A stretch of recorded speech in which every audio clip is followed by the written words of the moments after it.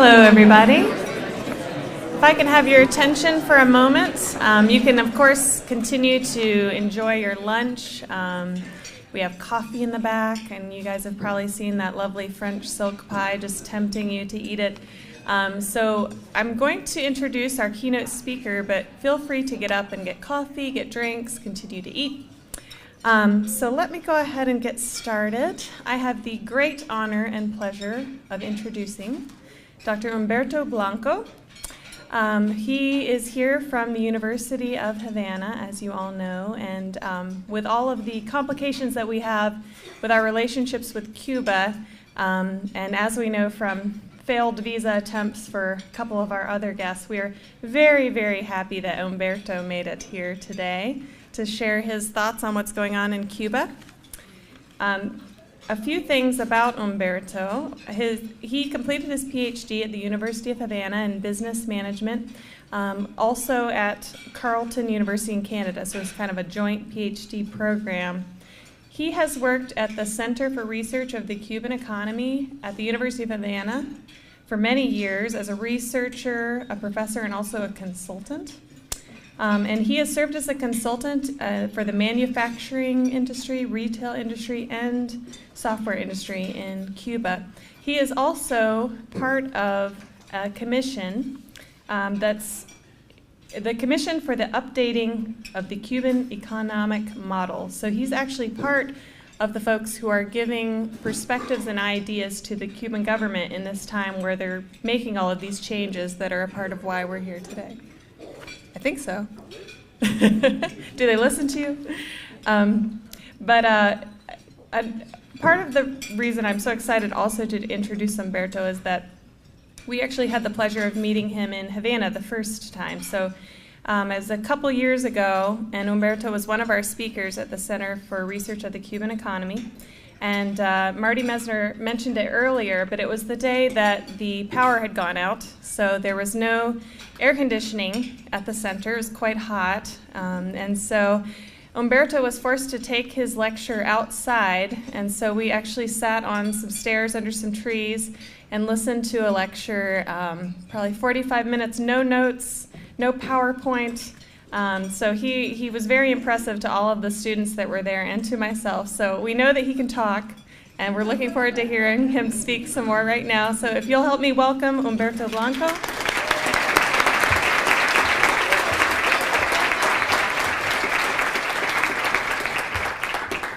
Okay, here are my notes, guys. Here are my notes. Well, thanks again. Thinking about what ideas I want to share with you, my first thought was probably 5 or 6 years ago, it wasn't possible to me to be here to talk about entrepreneurship in Cuba. But here I am, and I'm supposed to talk about that.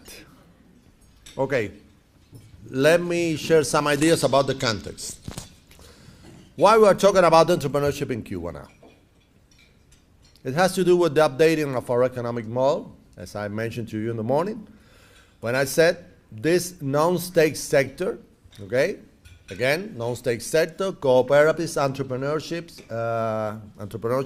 and joint ventures, is a normal part of that economic landscape. So we should move on that direction.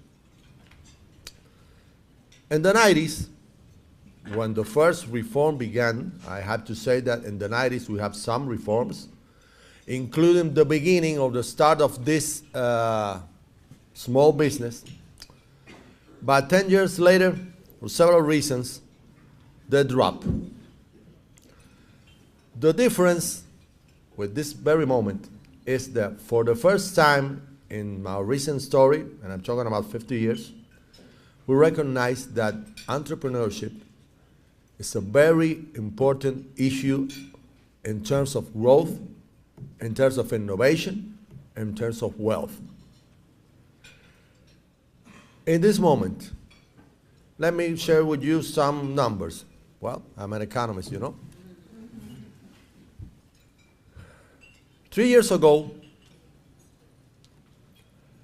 100,000 and 120,000 people were working in this small business.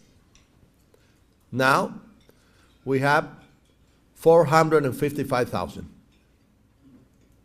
So 3 times in 3 years, it's a good deal. Probably, that's why I want to talk about the context. Talking about 450 whatever people working in this kind of enterprises, for other countries, it's no big deal. For us, it's a really big deal. We start 3 years ago with around 100 kind of type of business. Now we are in 201. In this moment, we're talking about that almost 12% of our GDP is provided by this non-states, by this small business. As I mentioned in the first panel, we expect, in terms of employment, 35 or 40% in the next 3 years, which is a big change for us. I have to say, I don't want you to think in those terms. Humberto is here with us not only to tell to us good things, okay? No. We have problems in order to implement those ideas. One of them is about 2 simple words, not so simple, changing minds. Changing minds, which is, as I said, as a former professor of management, is one of the most difficult things to implement, changing minds. On the other hand, we had 2 choices.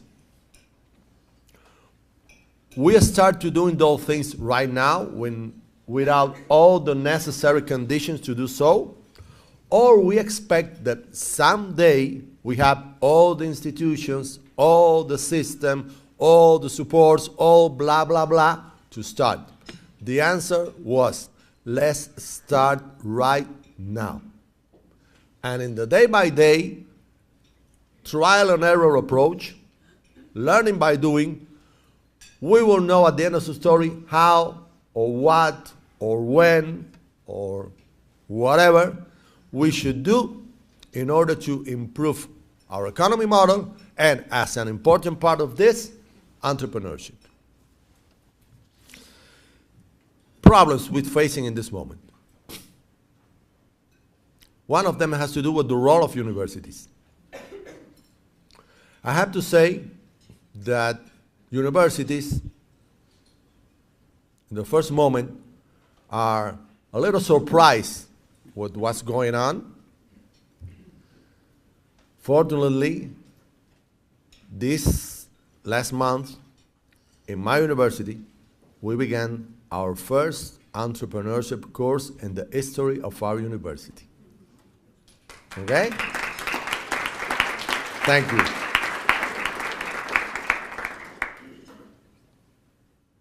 With 25 people, some of them are running a business right now.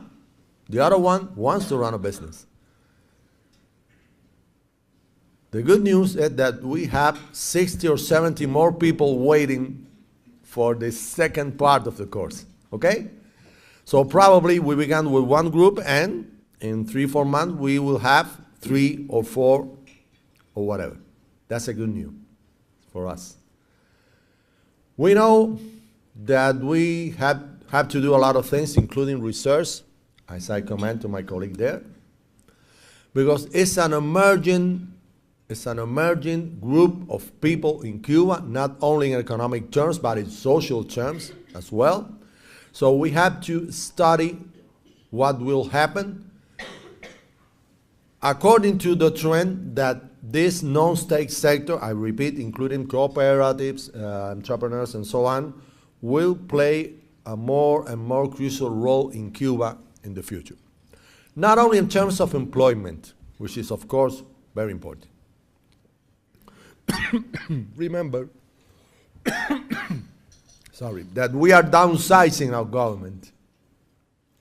That means, for example, in the past, we have ministry, this is true, right? Ministry of Light Industry, Ministry of Basic Industry, Ministry of Food Industry, Ministry of Fishing Industry, Ministry of Mechanic Industry, I forgot one. Now we have Ministry of Industries. Again, industries, okay? But if we are downsizing the government, that means that there are many people who should go out for the government. One of the possible answers of one of the possible solutions is this non-state sector. There's a first challenge we have in this moment. The contradiction between the kind of business people can run in Cuba in this moment, which are 201 licenses, but we are talking about restaurants, cafeterias, beauty parlors, barbershops, babysitters, etc. People, you know, mechanics, electricians, plumbers, which is okay. But if we have a very well-educated people, if we are talking about to downsize the government, that in the past was practically the only employer in Cuba, that people, qualified, well-training, wants to go for more. They don't want to run only restaurants, cafeterias, beauty parlors, and so on. So that's a huge challenge for us, because there's a conflict, because that human potential created in the last 50 years, that now they want to go for more. That's a conflict. Out of the challenges we have in this moment, and it has to do with one of the things I mentioned to you a few minutes ago. We start this adventure with all the conditions created or not? Because the answer was not. We must start now. For example, we haven't yet a wholesale market for all this kind of business. Last year we began with agriculture, but we haven't the wholesale market with all this kind of business. That means that sometimes our entrepreneurs have to buy supplies in retail market, which of course downsize the margins of profits. So that's a problem we have in this moment.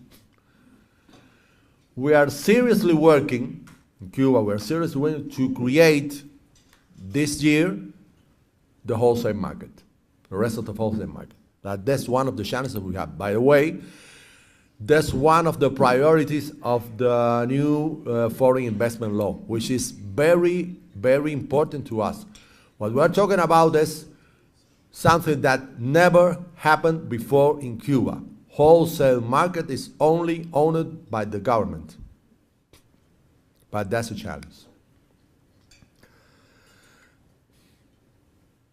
People who visit Cuba sometimes ask me, what is inside those, do you know what?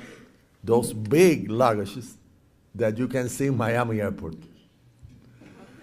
Okay, most of the time are there clothes, you know, gift for family, but sometimes there are supplies for small business in Cuba. A very curious thing, and it's a challenge at the same time, is about credits.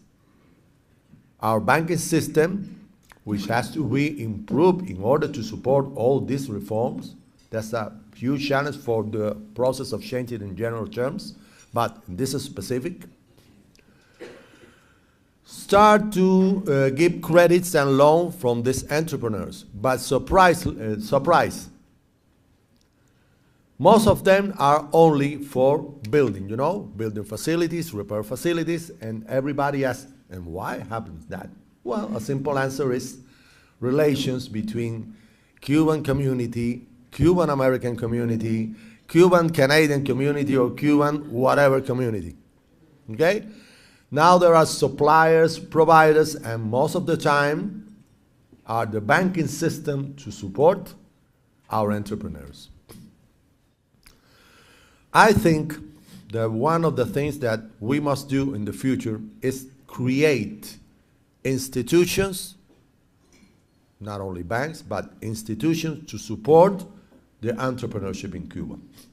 We have a bank system, but we have no banks for entrepreneurs. We have institutions that support entrepreneurs, but we don't have an institution who has to do with entrepreneurship in Cuba. And that is a very important challenge to us. It's a signal because we are supporting now with our big state system entrepreneurship. And we need specific institutions to support, I think, in a more efficient way, this process that is going on. The role of universities. We start with these courses, but it's not enough. We need to give technical support, advising, and in the future, create conditions for incubators and accelerators of small business. That's a challenge for us because I have to say once again that we have no previous experience about it. We can learn from many experiences, including the states, including other countries, of course, but we need to learn and apply according to our conditions. Okay? In terms of something that we're trying to make, entrepreneurship, I know, is the jewel of the crown. When somebody told me about reforms in Cuba, about what are two things, entrepreneurship and foreign investment law. I have to say that's very important pieces of the whole change, but it's not the only thing that we should do. For one moment, I'm going to be, professor and so on. Remember that the economy is a system. You cannot change only one part if you don't change the other ones. So talking about entrepreneurship in Cuba now is talking about a process of change of our economic model, which includes foreign investment, which includes entrepreneurship, which includes a new policy about development of certain branches in Cuba, includes what are we going to do with our foreign trade is now. If now we have 60% of our foreign trade concentrated in special conditions in only 3 countries, what we should do in the future if we want to diversify our exports and become an export-oriented organization. What will be, and this is another challenge, the relationships between those entrepreneurs and the state-owned enterprises. In this moment, we had very good experience in tourism, but it's only tourism, so we need to go for more. Something I learned in this very exciting process,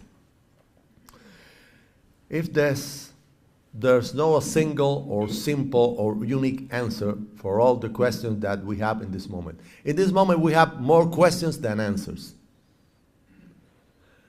Because we need to do that, first of all, recognizing that it's something that we had never done in the last 50 years. Another challenge has to do with our population. Let me tell you something. 18.3% of our population is older than 60 years. In probably 10 more years, we'll talk about 25%. And we expect in 2030, for the first time in our history, that our population will decrease in absolute terms for the first time in its history. So that's a huge challenge for us. What are we going to do if this population is getting older to support economic growth? One of the answers definitely is in entrepreneurship. So that's why we think this is very important to us, this process. It's a process through the unknown. I said in this morning, we can copy-paste again. So we need to find some new solutions for this situation. And that's it. Thank you very much. Well, I didn't take my notes again, right? No, you know what? Because when Meredith introduced me, said, okay, she never used notes. And I said, this time I'll really use my notes. I didn't.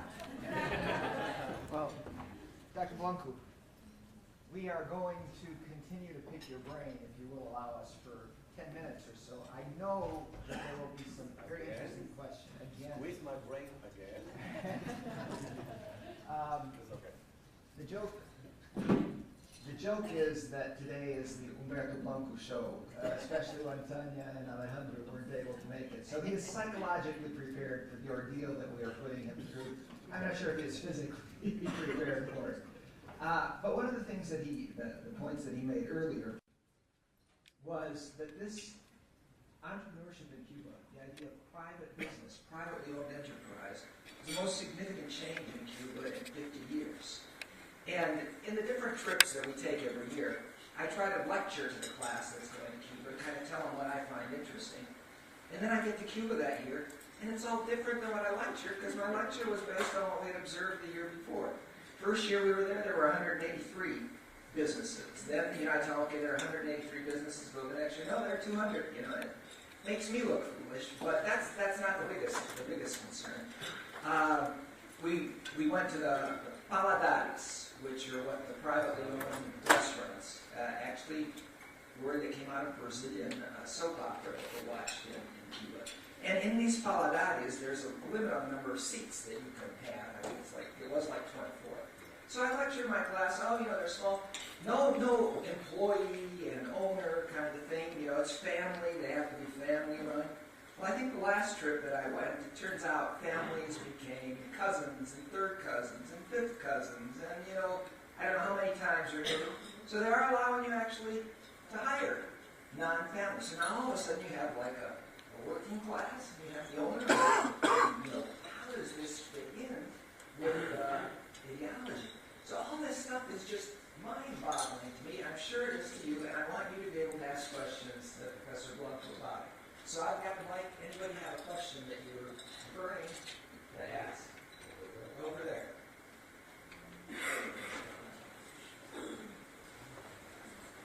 At the beginning, you said the biggest challenge was changing minds. Can you tell us about whose minds that you need to change in what way? Okay. Changing minds is about everybody in Cuba. Most of the time somebody said, what about the government? Right? Okay. I think changing minds is for all in Cuba.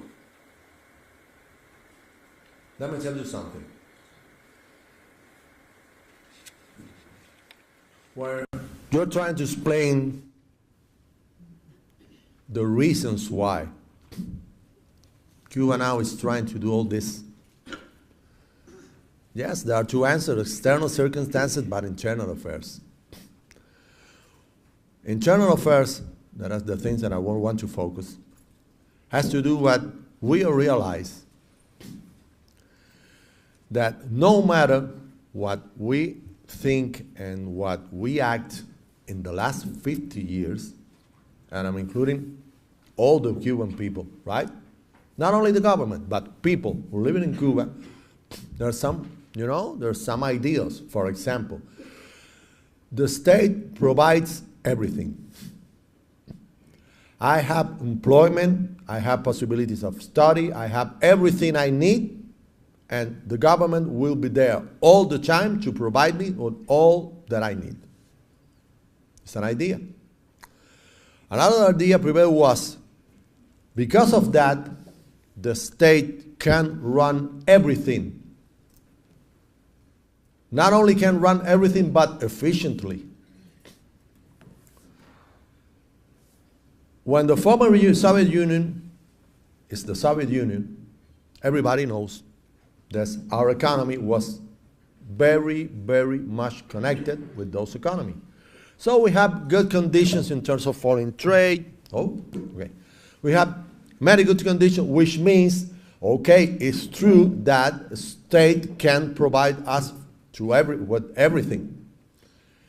I have to say that in 1989 was a dramatic shift on that idea. And most of the time in Cuba we think, how are we going to solve this problem?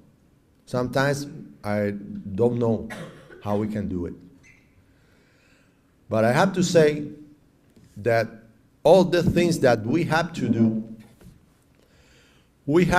it with ourselves or for ourselves, with the same people who lives in Cuba for the last 50 years. We cannot import, people from Mars and from Venus to solve this. Okay? We have to do this by ourselves. But we know, okay, the example, myself, right? Myself. I was professor some years ago about central planning. So I had to show to my student that that's the jewel of the crown, right? And now I realize that something happened. But I think that changing minds in this sense, okay, to realize that there's other things that we should do that has nothing to do with our ideas about the economy and society, etc. But at the same time, that we must sustain our social conquest. You know what? Sometimes what to do is not the most difficult thing. The most difficult thing is about how are we going to do it. And when you're talking about how, most of the time you're talking about different points of view. Everybody perhaps agree with this is what we should do. But when somebody asks, how are we going to do it? Believe me, that's the very moment. The problems start right in that moment. And most of the time, there are some people who think that, okay, we should say this, but we keep safe this and this and this and that. And when we are talking about entrepreneurship in Cuba, when we are talking about foreign investment in Cuba, we are talking about change, as I mentioned this morning, the structure of our economy. And change the structure of our economy, at the same time, is a sort of change of mind. So that's what I tell that's probably the most important challenge that we have. Resistant to change. I want to change in this percent, but not 100% if I need it. Now I have to be an entrepreneur. For example, remember I told you my population is older than 60 years. It's hard to say to somebody which is in the 60s, now you must be an entrepreneur. I think it's a little difficult. And that's part of the change of mind I'm talking about.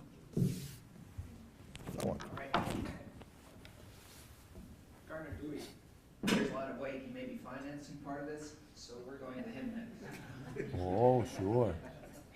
My pleasure. All the time for you to need With it. regard to changing of minds, part of that I think is ideology. When I talk to Cubans and I say, when we try to compare Cuba with the United States, Cuba, United States is very capitalistic. What in many respects, unfortunately, perhaps motivates us is income, making more money, so on and so forth. In Cuba, the ideology has been, at least the friends I talk to, they're like, no, it gives us unity. We know we're all in the same boat, we're all equal, we all have rice and beans today, we're all struggling together. One of the things in this last trip that I just took was that talk about, this is changing. Now we're providing entrepreneurship opportunities, talking to taxi drivers, they're concerned. They're saying, now people are going to be making more money. With the selling of houses, people would come to me, I guess because I was dressed, they thought I was Cuban American, they would say, would you buy my house? And so there's even that change of, in the past, looking at the ones that perhaps, let's put it in a lucky term, deserted Cuba to come to the U.S. Now they're the ones that are kind of going to perhaps be part of this foundation of being able to keep the economy, to be able to sell and purchase whole homes and so on. I would just want to know your perspective about how do we keep that ideology, how do we control wealth, perhaps, from individuals. Some entrepreneurs are not going to be successful, I'm sure, but some of them might be very successful. Yes. And so how is that control of wealth and that starts to differentiate between people. How can that be controlled, or what's the perception or the perspective of Cuba? Okay. One of the things that we are discussing in this moment is how about regulation? In the past was very easy, you know, because the government is the owner, the manager of everything. I control all that I want to control, and that's it. And the way I want to do it, and that's it. Part of this changing mind process has to do with that. We have to reconsider, for example, the role of the state. What are the things that the state are going to provide? Just an example. What about mechanism of regulation? Fiscal policy, monetary policy as well, okay? Economic mechanisms to regulation, not administrative or order and command. In terms of our society, in the morning I mentioned, please don't touch this, don't touch that. I think at the same time, the first thing that we can do is educating people. There are some values that we should keep. For example, one of them, independence. All the things that Rene explained this morning, and I have to say again, was an excellent presentation, is that we want to do that with respect for our main values and for our independence. Okay? We'll fight many years for our independence. Now we are fighting to make a huge change in Cuba, but preserving some things that, believe me, we don't want to lose. One of them is the value of solidarity. Somebody said at my table, if you have one problem in Cuba, you have to be sure that somebody in some place will say, may I help you? It's about solidarity. For example, our medical services. I mentioned in this moment, they go to some places that nobody wants to go. Why? Because of profits? I don't think so. It's about values. That's one of the things that we must keep safe. Because of that, for example, I met yesterday 1, 2, 3, and now 4 Cuban people. We live in the States for many years, and nothing happened. In just 2 minutes, we connect. Yes or no? Yes. Thank you. Okay? We connect. And why? If I'm a Cuban which live in the communist Cuba, and there are people, Cuban who lives in the States, because we're Cuban, we have many things in common, no matter where we live, no matter what we are. That's one of the things that we don't want to lose. And the role of education, for me, is crucial. I know there is a question, sorry, I take advantage of this. I know there is a question about what you think you should, no, I don't, sorry, okay. What thing do you think we should tell to our students about this fast changing global world? Okay, this is my answer. It's not only about Cuba, it's about the world. The world is changing. But global world doesn't mean a unique world. It's a world connected. So everywhere you go, there's something to learn. Everywhere where you go, there's something valuable, and I'm not talking about profits, that you can see and learn. It's not all about competition, believe me.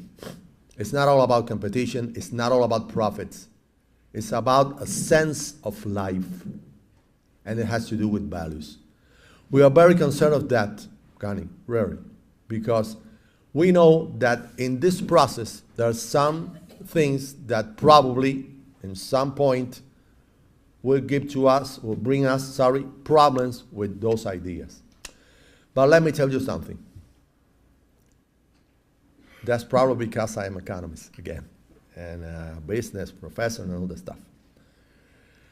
You cannot sustain, we cannot sustain all the social achievements that we got in those 50 years without economic growth. So we need to balance, which is a very hard thing. We need to balance social justice, social conquest with economic growth. And that's it. Because in the future, if we don't have economic growth, less than 6 or 7% each year, listen up, in between 5 or 7% each year, in the near future, we cannot sustain the social achievements we got. We cannot sustain our social services, our education, our public. So we lost achievements. That's what I have to say.